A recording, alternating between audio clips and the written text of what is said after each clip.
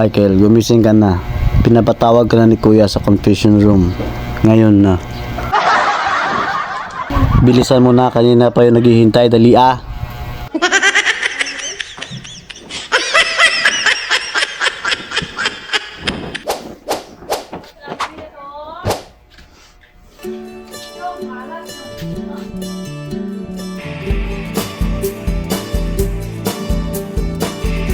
John D, gumising ka na. Pinapatawag ka na sa confession room ni Kuya. Bilisan mo na, naghihintay siya doon. Bilis, bilis, dalian mo na at bumangon dyan. Naghihintay na siya sa confession room. Bilis, nagkarot-karot ka pa ng iyo dyan.